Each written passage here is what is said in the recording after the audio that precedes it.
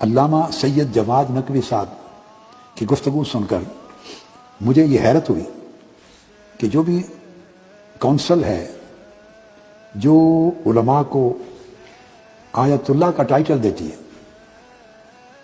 وہ ان کی توجہ اس امر کی طرف نہیں گئی کہ اگر پاکستان کی سرزمین پر کوئی ایک بھی اس روایت کے مطابق آیت اللہ کے ٹائٹل کے حقدار ہیں تو وہ علامہ سید جواد نقوی ہے۔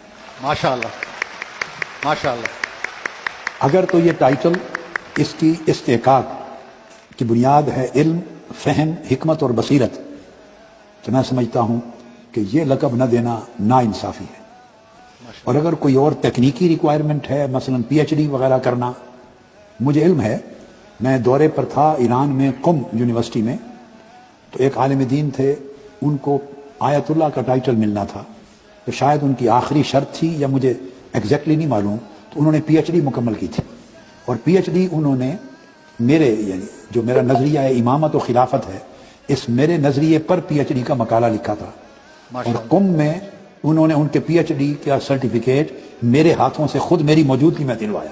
ماشاءاللہ۔ اگر صرف ان کے ہاں کوئی تکنیکی کمی ہے پی ایچ ڈی ہونے کی، تو میں ڈاکٹر حسن محی الدین صاحب بیٹے آپ سے کہہ رہا ہوں، میری طرف سے آپ سفارش بھیجیں، اگر پی ایچ ڈی کا کوئی مسئلہ ہے بقیہ، اب اس عمر میں انسان ان چیزوں میں نہیں وقت لگا سکتا، بہت مصروفیت ہے، تو ہم ان کو آنریری پی ایچ ڈی دے دیں گے منہاج یونیورسٹی سے، خود ان کا نعرہ استحقاق۔ تکبیر، مگر نعرہ رسالت۔